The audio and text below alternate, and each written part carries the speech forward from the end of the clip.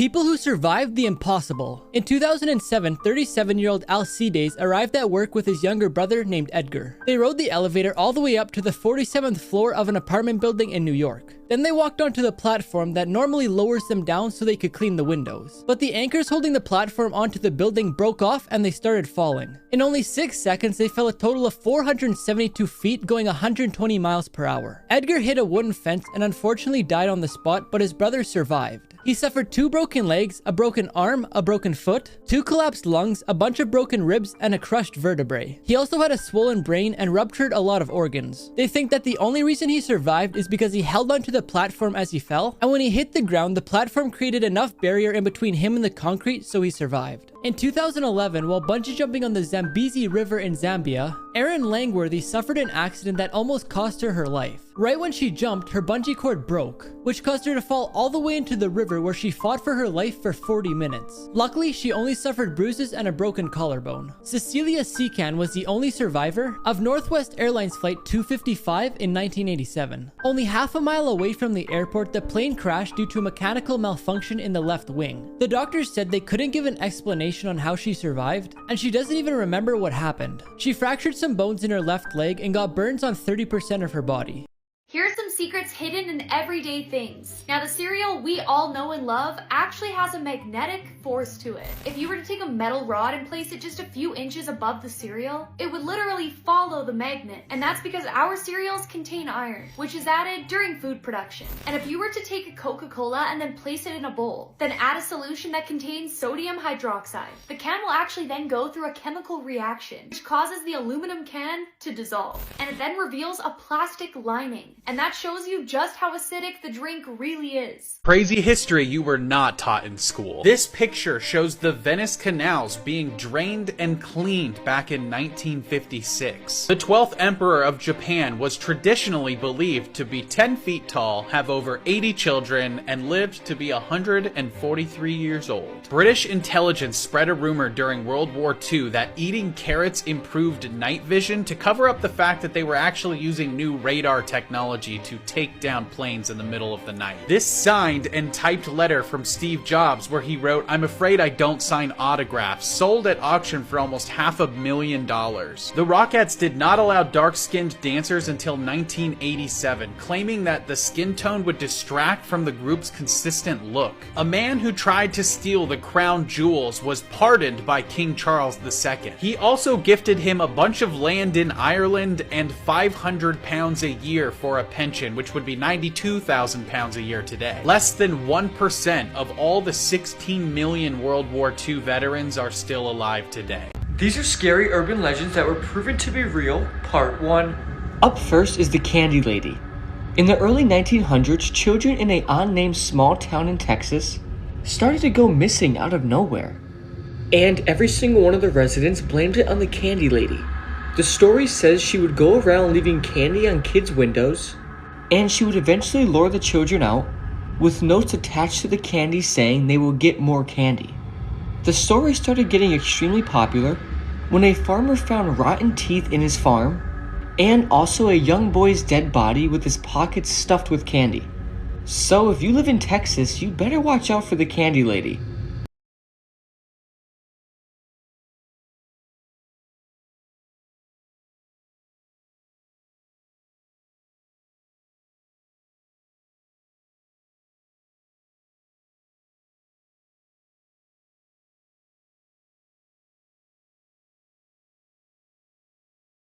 The 3 most powerful gods were banned from the Bible. These gods are infinitely more powerful than the God of the Bible and existed before Yahweh.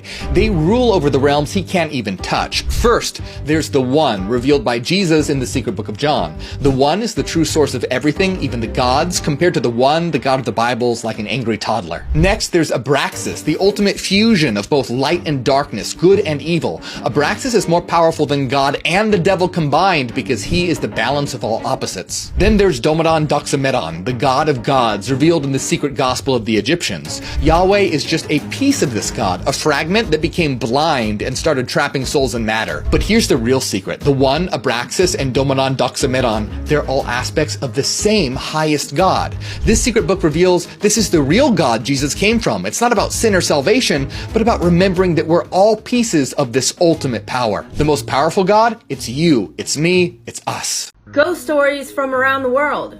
Russia, the ghost of Shapaevsk. Once there was a couple, Elena and Alexei. They were very in love with each other, but a terrible accident happened the night before their wedding. Alexei was working at a chemical plant at that time and the plant exploded. Unfortunately, it was too late for Alexei and he was one of the people who lost his lives in this terrible accident. Unable to cope with the loss, Elena threw herself in front of a train. And she was wearing a long white gown that her grandmother made her that was specifically supposed to be worn at her wedding. Elena was buried at the municipal cemetery. And in later years, a lot of people who went there to visit their lost loved ones have reported seeing Elena roaming around the cemetery with the white gown. People at the train tracks have also reported seeing her. And supposedly it's the ghost of Elena trying to search for her lost love. Here's the truth behind Moana. Lilo from Lilo and Stitch is actually Moana. But she died at the beginning of Moana when her boat crashed and her leg got stuck in a piece of coral, drowning her. It's the reason why she's able to communicate with her dead grandmother, and explains why she's able to follow Maui, who is a demigod, into the underworld where mortals can't go. Maui is her guardian angel who's tasked with taking her to Te Fiti, which represents heaven, and the whole movie is her journey to the afterlife.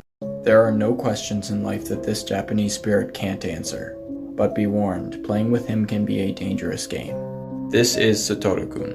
He is said to be the spirit of a young boy from Japan who knows everything that has happened in the past, everything that is happening now, and everything that will happen in the future. This means that he is able to answer any questions that you have as long as you play his game correctly. In order to summon him, you will need to find a payphone and dial your own cell phone number. While the phone is ringing, you will need to repeat these words. Satoru-kun, Satoru-kun, please come here. Satoru-kun, Satoru-kun, please show yourself. Satoru-kun, Satoru-kun, answer if you are there. Then hang up.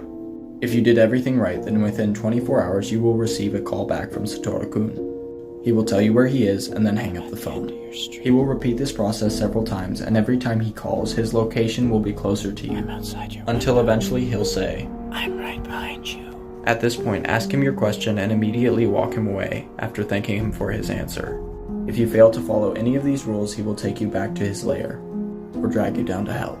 Comment what question you would ask Satoru-kun, and follow for more. If you're ever attacked by a bear, here's what you need to do to survive. For those of you who somehow this is not obvious for, make sure you don't go camping in high bear activity areas and always carry bear spray. But let's say you didn't do that, and you ended up in a tussle with one of these furry creatures. Well, all you have to do is just remember this simple rhyme. If it's brown, lie down. If it's black, fight back. And if it's white, say goodnight. Let's say you've identified that it's a brown grizzly bear. What are you gonna do? Lie down or play dead. But if you curl up in the fetal position and count to 1,000, the grizzly bear probably won't feel threatened and will walk away. Next is if it's black, fight back. So basically, if you see a black bear, you want to intimidate it by looking as big as possible and making loud noises. You could also try to fight it with sticks, stones, or any other weapons you may have, but try not to use your fists because those usually don't do well against claws. Now, if you see a white or polar bear, they're not really aggressive, they're just so big that everything looks like food to them. You could try punching them in the snout or eyes, but honestly, just make sure you told your family you love them and say goodnight. We need to talk about Eyeless Jack. Eyeless Jack is an entity that almost looks human, except it has empty black holes where its eyes should be,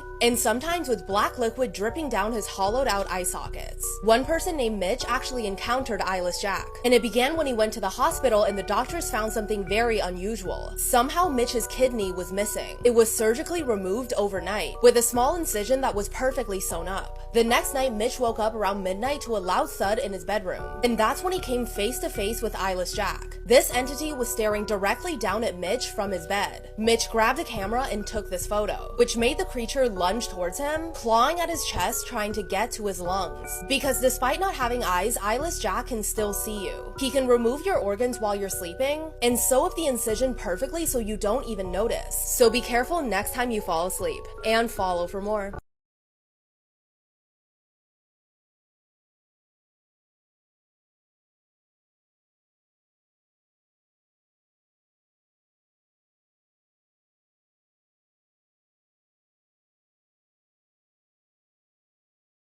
Now, if you want to hear a scary myth, this is one that actually turned out to be true. So this was like way back in the day, but there was this infamous funhouse called Laugh in the Dark. Like any other kind of funhouse ride attraction that you would go through, it's supposed to scare you. And the whole thing about it was that it was filled with these creepy mannequins, but there was one mannequin that stuck out to everybody. All this time went by with kids who would go up to this mannequin and something seemed off about it because it was so oddly lifelike. But of course, strange mannequins aside, somebody was going to make a buck off this place. So there was a day when a film crew came in because they were going to shoot a movie. With all these mannequins and everything kind of lying around, they had to move things from one place to another. So the director said, can you pull that mannequin and put it to the side? Only for the arm of the mannequin to snap off and reveal human bone. The entire time that kids and the public had been suspecting there was something off with that mannequin, they were right. It was a real human body being used in the funhouse. Crazy things happening in the world right now. A Florida man loaded his car with frozen iguanas. They warmed up and came back to life, causing him to get into a car accident. An AI artist is saying he's losing millions of dollars from people stealing his work. The Men in Black director stated that Will Smith is a farter. A man learned that he was being dumped via Apple Intelligence's AI summary. All good here was one of the last texts that were sent by the passengers of the Titan submersible last year. A couple that was in a severe Uber crash is not able to sue Uber because of an arbitration clause in the terms of services they accepted when they did Uber Eats. A sober driver was arrested for a DUI and thrown in jail because the officer knew his brother. A family was told to change their son's Skywalker name or get permission from Disney. This sheriff called for backup from another officer after he got the wrong order from Burger King. This political candidate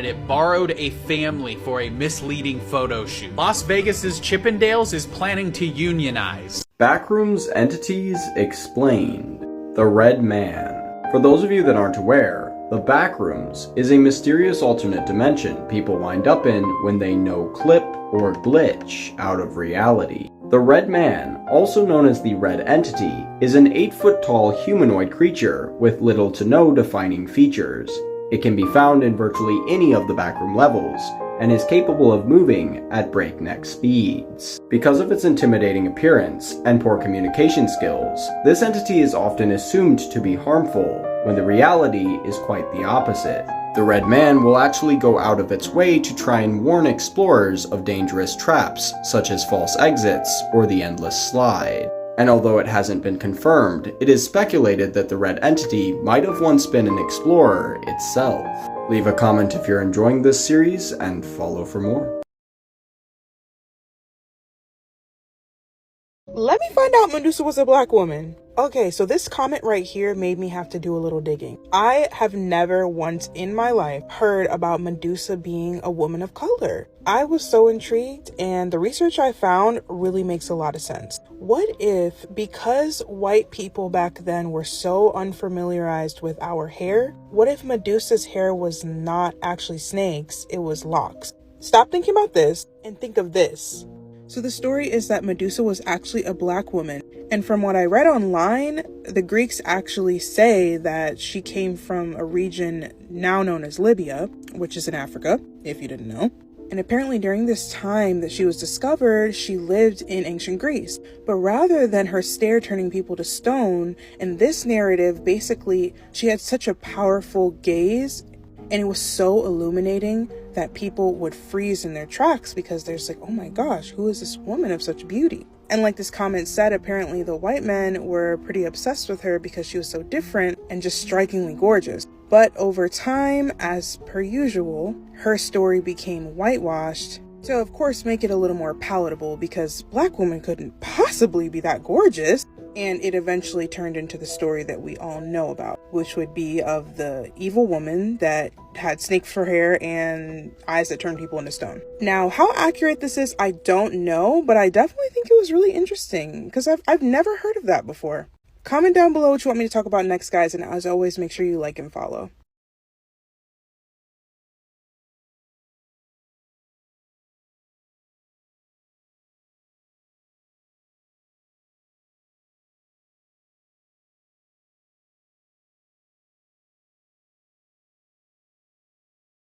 This is the only way to survive falling without a parachute. First, never land on water, because if you're traveling at 150 miles an hour, water will feel like concrete and you will die. You need to put your body into an X shape. This will slow down your fall and give you time to find a good place to land. Your 3 best options for landing is a swamp, snow, or trees. This will absorb some of your impact and give you the best chance for survival. And lastly, you need to land on your feet. This will unfortunately break your legs, but it will save the rest of your body. Good luck, guys. You should be glad these marine predators are extinct. Shasta can finish them off with a bite. This is a serial killer you haven't heard of that has more victims than Ted Bundy, John Wayne Gacy, and Jeffrey Dahmer combined. The Sunday Morning Slasher. Carl Eugene Watts targeted mostly young, attractive women walking alone in the dark. He would stab, slash, strangle, and drown them. Watts told a psychiatrist that they had evil eyes, and it wasn't enough to murder these women, he had to kill their spirits too, by burning personal items or tossing them in a sewer. His first victim was 19-year-old Gloria Steele, a mother and college student who was stabbed 33 times in her apartment. Michigan authorities knew he was responsible for dozens of murders, but they never had enough evidence to convict him. In 1982, Watts fled to Texas and resumed his murders, killing at least 12 more, including the youngest victim, 14-year-old Emily Lacroix. Now let's get to the moment he was finally caught. On May 23, 1982, Carl Watts choked Lori Lister until she was unconscious, then dragged her up the apartment steps. He used her keys to open the door and came face to face with Lori's roommate, Melinda Aguilar. Melinda was choked by Carl Watts as well, but this time she pretended to black out. He bound her hands behind her back and put her in a separate bedroom, while he filled up a bathtub where he planned to drown Lori Lister.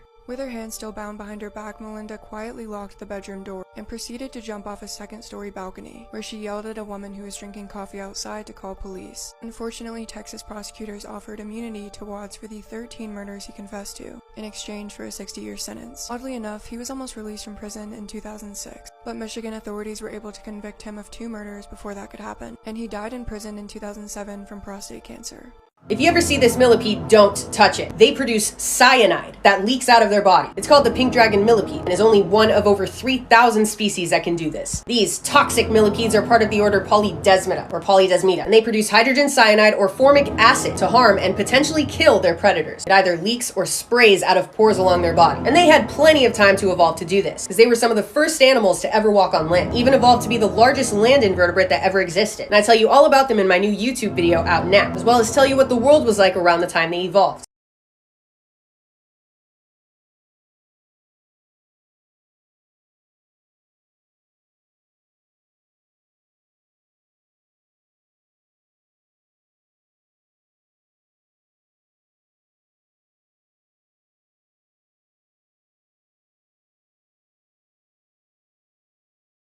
There are very few things that are creepier than abandoned amusement parks, but this one, it definitely takes the cake. It's called Pripyat, and it's in the Ukraine, and it was only working for about a month before it had to completely shut down because of Chernobyl. Which, if you don't know what Chernobyl is, look that up on its own. I may make a video of it eventually, but it is terrifying. And I am not recommending anybody go to this abandoned place. Please don't. Safety warning. But even if there was no radiation in the air, I would not go anywhere near this thing. It is so absolutely terrifyingly creepy. Like, imagine it at night. Imagine it in the pitch dark, which that's something that scares the heck out of me. And I'll just be sitting there and thinking about, at like 2 a.m, thinking about the Six Flags that's very, very close to me, and imagining it in the pitch dark and the roller coasters in the pitch dark, and I freak myself out. These abandoned rides and that gosh darn Ferris wheel that I hate, abandoned amusement park rides with rust on them, freak me out, and I don't know why. I always imagine them underwater, and I just, why do I like to scare myself? Oh, and you see these buildings up here? Yes, one of them is an abandoned hospital, in case you were wondering, and it's also presumed haunted. Of course. So if it was legal and if it was safe, would you go anywhere near this abandoned place? I absolutely would not.